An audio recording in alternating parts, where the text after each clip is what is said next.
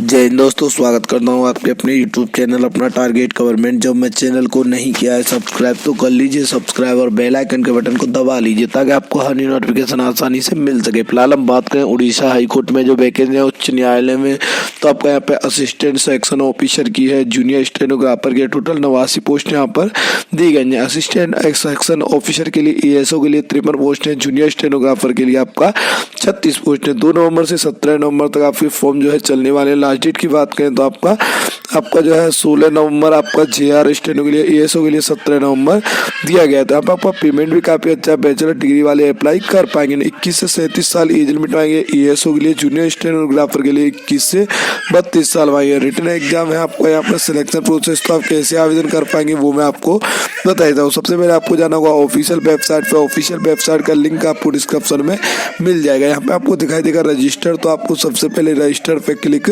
कर लेना है। तो यहाँ पे आपको एप्लीकेंट फुल नेम, तो आपको अपना फुल नेम जो है डाल देना है। उसके यहाँ पर दिखाई देगा मोबाइल नंबर, तो आपको मोबाइल नंबर जो भी आपके पास है वो आप अपना खुद का ही डालेंगे। उसके बाद जो ईमेल आईडी है वो आपको डाल देनी है। एंड डालने के बाद आपको नीचे दिखाई देगा रजिस्टर्ड, तो आपको रजिस्टर्ड पे क्लिक कर देना है। एंड जैसे आप रजिस्टर्ड पे क्लिक करेंगे तो आपका मेल और मोबाइल नंबर पर OTP आया होगा। तो आप अपना मेल पे रजिस्टर्ड, मोबाइल और ईमेल किसी पे भी एक OTP आ गया तो वो OTP यहाँ पर आपको डालना हो। तो आपको थोड़ी देर क्या है वेट कर लेना है कि आपका OTP थोड़ा लेट भी हो सकता है, तो आपको घबराने की कोई आवश्यकता नहीं है। कभी कभी क्या है OTP थोड़ा लेट भी हो जाता है, तो उसमें क्या है आपको बिल्कुल घबराने की जरूरत नहीं है। तो आप अपना एक बार चेक कर ले मेल को। ऐसा होता है कभी मोबाइल पे नहीं आता तो मेल पे आ जाता है, तो आप किसी को भी दोनों में से चेक करेंगे, जिसपे भी आपका आ गया हो OTP उसी पे से आप अपना डाल सकते हैं। तो मेल पे जल्दी आ जाता है OTP, तो आपको मेल चेक कर लेना है। तो मेल पे चेक करेंगे तो आपका OTP 10 मिनट तक वैलिड रहता है। वो OTP डाल देना है, वैलिडेट आपको करना होगा। जैसे वैलिडेट करेंगे तो यहाँ पे आपका आता है पासवर्ड, तो पासवर्ड देखिए आप capital letter, small letter, numeric mode, special character, तो इस तरीके का पासवर्ड डाल सकते हैं। एंड आपको पासवर्ड जो है वेरीफाई करना होगा। करने के बाद यहाँ पर दिखाई देगा अपडेट पासवर्ड, तो आपको अपडेट पासवर्ड कर देना है। एंड यहाँ पर देखिए ईमेल आईडी या मोबाइल नंबर, एक चीज़ आपको यहाँ पर अपनी डाल देनी है। डालने के बाद आपको नीचे दिखाई देगा आपको पासवर्ड, तो जो पासवर्ड है आपका वो आपको यहाँ पर फिल करना होगा। करने के बाद आपको नीचे पासवर्ड क्या है जो आपने अभी डाला था वो डालने के बाद आपको लॉगिन कर लेना है। एंड लॉगिन करेंगे तो आपका एप्लीकेशन फॉर्म जो है लॉगिन होके आ जाएगा। तो यहाँ पे क्या आपको सारी डिटेल अच्छे से फिल करनी है, कोई भी गलती नहीं करना। अगर गलती करेंगे तो आपके लिए प्रॉब्लम क्रिएट होगा, तो ऐसा ना करें जिससे आपको समस्याओं का सामना करना पड़े। एंड जैसे आपने वैलिडेट किया है, तो जैसे आपने लॉगिन किया है तो इस तरीके का इंटरफेस आएगा। यहाँ पे आपको व्यू एप्लीकेशन कर लेना है। देखिए जूनियर स्टेनोग्राफर के लिए कर रहे हैं या आप असिस्टेंट सेक्शन ऑफिसर के लिए कर रहे हैं, तो यहाँ पे आपको देखिए सबसे पहले अप्लाई नाउ पे क्लिक कर लेना है। जैसे आप अप्लाई नाउ पे क्लिक करेंगे तो यहाँ पे आपका कैप्चा कोड जो है डालना होगा। तो देखिए यहाँ पे सारी डिटेल अच्छे से फिल करनी है, आपको कोई भी गलती नहीं करनी है। एंड आपको नेक्स्ट स्टेप पे क्लिक कर देना है। यही पूछता है आपको फादर्स नेम, तो आपको फादर्स या हस्बैंड नेम डाल देना है। एंड मदर्स नेम क्या है वो आपको डालना होगा। उसके बाद आपको आधार नंबर जो दिखाई दे रहा है वो आधार नंबर जो है डालना होगा। तो वो डालने के बाद आपको क्या है यहाँ पर सारी डिटेल अच्छे से फिल करनी होगी। तो अच्छे से फिल करने के बाद आपको पूछता है यहाँ पे देखिए कैटेगरी आप PWD विकलांग है, स्पोर्ट्स सर्टिफिकेट है, तो वो डिटेल आप दे सकते हैं, अन्यथा आपको ये खाली छोड़ देना है। डेट ऑफ बर्थ है आपका, डेट ऑफ बर्थ में क्या है आपका इस तरीके से आपको डेट ऑफ बर्थ जो है डाल देना है। डालने के बाद आपको नेक्स्ट सेक्शन का लेना है, मैरिड है अनमैरिड है, तो वो आपको डालना होगा। नेक्स्ट सेक्शन पे क्लिक कर देना है। जैसे आप नेक्स्ट सेक्शन पे क्लिक करेंगे तो यहाँ पे आता है आपका परमानेंट एड्रेस, तो आपका परमानेंट एड्रेस में आपको सबसे पहले देखिए हाउस नंबर है, आपको सारी डिटेल अच्छे से फिल करनी होगी। जैसे हाउस नंबर क्या है, ठीक है, गली नंबर क्या है, तो वो आपको यहाँ पर डाल देना है। एंड आपका विलेज कौन सा है वो आपको डाल देना है। पोस्ट ऑफिस कहाँ है वो आपको डाल देना है। तो यहाँ पे सारी डिटेल अच्छे से फिल करनी है। एंड आपको नीचे पूछता है आपका विलेज कौन सा है, तो किस राज्य से आप बिलोंग करते हैं। देखिए किसी भी राज्य से आप बिलोंग करते हैं तो आप अप्लाई कर सकते हैं।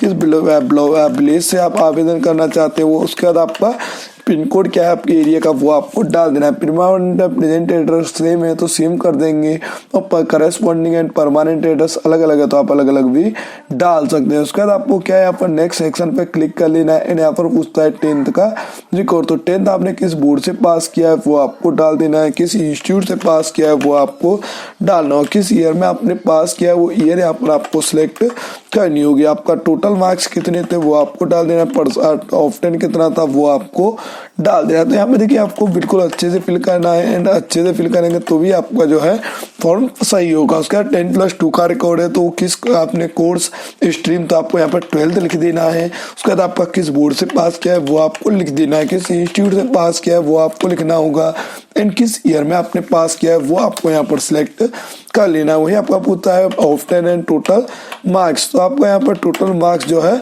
डाल देना है, परसेंटेज ओके आपको डाल देना है। उसके बाद आपको पूछता है प्लस डिग्री, बैचलर डिग्री है तो आपका बैचलर डिग्री क्या किया है आपने वो आपको डालना हो, किस इंस्टीट्यूट से है बोर्ड से है वो आपको डाल देना है एंड किस इंस्टीट्यूट का नाम यहाँ पर आपको डालना होगा। डालने के बाद किस ईयर में आपने पास किया है वो आपको डाल देना है एंड टोटल मार्क्स कितने थे वो आपको डाल देना है।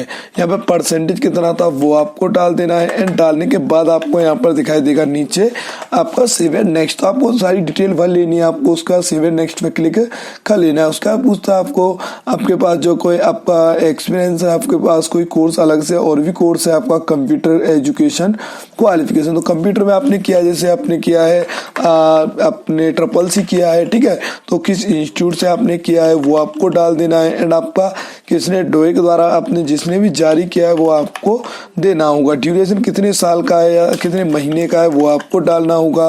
परसेंटेज कितना था वो आपको डाल देना है। डालने के बाद आपको रिमार्क में कुछ भी डाल सकते हैं अन्यथा खाली छोड़ देंगे। उसका नेक्स्ट सेक्शन पे क्लिक कर लेना है। यहाँ पर होता है टाइप राइटिंग स्किल, तो आपके पास टाइप राइटिंग सर्टिफिकेट है तो आप यहाँ पे लगा सकते हैं, अन्यथा आपको सेव एंड नेक्स्ट सेक्शन पे क्लिक कर देना है। तो देखिए जो चीज जरूरी है तो वो आपका जरूरी आपको भरना होगा। यहाँ पर पूछता है स्पीड ऑफ शॉर्ट हैंड, तो आपका शॉर्ट हैंड का स्पीड कितना है वो आपको डाल देना है।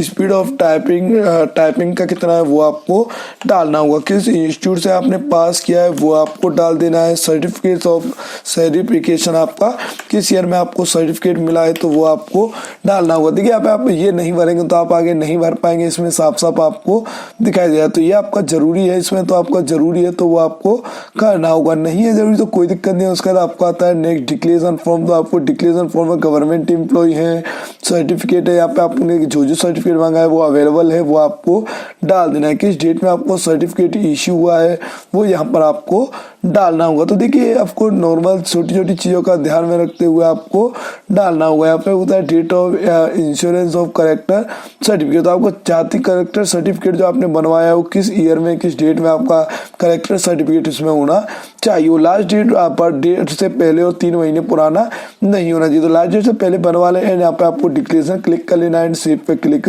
करना होगा। यहाँ पे जैसे आप सेव पे करेंगे तो आपका प्रीव्यू करने के लिए ऑप्शन जो है खुल के आ जाएगा। तो यहाँ पे एक बार एप्लीकेशन फॉर्म को चेक कर लेना है, कोई गलती तो नहीं है। गलती है तो आप अभी भी इसमें सही कर सकते हैं, बिल्कुल सही है तो आपको सेव एंड अपडेट पे क्लिक कर लेना है एंड आपको ओके कर लेना है। तो आपका पेमेंट यहाँ पे देखिए आपका पासपोर्ट साइज फोटोग्राफ है, सबसे पहले आपका फोटोग्राफ आपको अपलोड करना होगा। फोटोग्राफ आपका अच्छी क्वालिटी का लाइट बैकग्राउंड में होना चाहिए, बिल्कुल भी ब्लर नहीं होना चाहिए। ब्लर होगा तो आपके लिए प्रॉब्लम क्रिएट होगा एंड यहाँ पर आपको अपलोड फोटो पे क्लिक कर लेना है। नीचे आपको दिखाई देगा सिग्नेचर, तो वहीं आपका सिग्नेचर जो है सेम तरीके से अपलोड करना होगा। आपको फोटोग्राफ है, सिग्नेचर है, यहाँ पे क्या देखिए सारी चीज जो आपको अपलोड करनी होंगी। स्टेप बाय स्टेप आप यहाँ पे अपलोड कर सकते हैं। वहीं आपको आधार कार्ड है तो आपको आधार कार्ड जो है अपलोड करना होगा। तो आधार कार्ड आपका 300 KB से कम 300 KB से लेकर 500 KB के बीच में होना चाहिए। इससे कम या ज्यादा का साइज है तो आप अपलोड नहीं कर पाएंगे। एंड यहाँ पर आपको देखिए आपका आधार कार्ड है, ठीक है, उसके बाद आपका 12th की मार्कशीट है, 10th की मार्कशीट है, तो वो आपको सेम पोजीशन में अपलोड करने होंगे। यहाँ पे आपने आधार कार्ड अपलोड कर देना है एंड यहाँ पर आपको हाई स्कूल की मार्कशीट अपलोड कर सकते हैं, 12th की या हाई स्कूल, तो आप इंटर की भी अपलोड कर सकते हैं। 12th की अपलोड कर देंगे, ग्रेजुएशन की, कंप्यूटर सर्टिफिकेट, करेक्टर सर्टिफिकेट, ठीक है। उसके बाद यहाँ पे देखिए सारी डिटेल जो आपको इसी तरीके से भरनी होगी। आप कोई भी गलती ना करें जिससे आपके लिए प्रॉब्लम आए, तो आप ऐसा ना करें। तो आपको अच्छे से अपलोड कर देना है। अपलोड करने के बाद आपको क्या यहाँ पर दिखाई देगा प्रोसीड फॉर ऑनलाइन, तो आपको यहाँ पर क्लिक कर देना है। जैसे आप प्रोसीड फॉर ऑनलाइन पे क्लिक करेंगे, जैसे आपने पे के लिए किया है तो यहाँ पे आएगा प्रोसीड टू पे, तो आपको प्रोसीड टू पे कर लेना है एंड पे करेंगे तो आपका जो है पे करने के लिए ऑप्शन खुल के आ जाएगा। तो पे करने के लिए debit card, credit card, net banking, UPI किसी से भी आप अपना पे कर सकते हैं। पे करने के बाद आपका एप्लीकेशन फॉर्म जो है फाइनल हो जाएगा। आशा करता हूँ आपको वीडियो काफी पसंद आएगा और आपके लिए काफी हेल्पफुल रहा होगा। ऐसे हेल्पफुल अपडेट्स के लिए हमारे चैनल को सब्सक्राइब कर लें। थैंक यू फॉर वॉचिंग अपना टारगेट गवर्नमेंट जॉब।